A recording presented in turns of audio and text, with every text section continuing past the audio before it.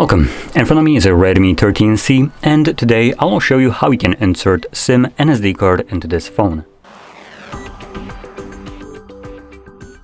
Now before you get started, you will want to grab a SIM ejector similar to this one, which will come provided with the device in the box. But if you can't find it, you could also use a paperclip, straighten out one of the ends, and it should work just as well. Now once you have either one of those, you can then pop out a tray which is located on the top left side of the device. You can see the little insert place right here. Push the pin in. As you can see, once you push it in, the tray will pop out, and from here you can just pull it out, and you will have space for 2 dedicated SIM cards and 1 dedicated SD card. I'll be using just one of each.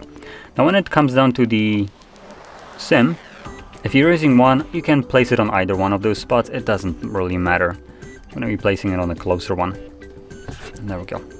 From there, carefully insert it back into your device. Carefully, because if I will showcase this, there's nothing holding these cards in place. So if you just bump it, as you can see, it already came out a little bit. So just be careful about it. Then, if the cards aren't going in there relatively easily, don't force it in.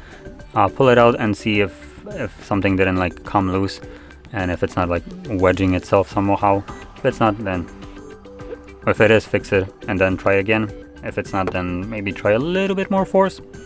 In any case, once you insert your cards, they should start working right away. As you can see, the SIM card is already working as it's requesting the SIM card pin for it. So I'm gonna confirm it. And that's it. And SD card is working as well, which you can see based on this notification right over here. So that is how you would insert your SIM and SD card into this device. And if you found this video helpful, don't forget to hit like, subscribe, and thanks for watching.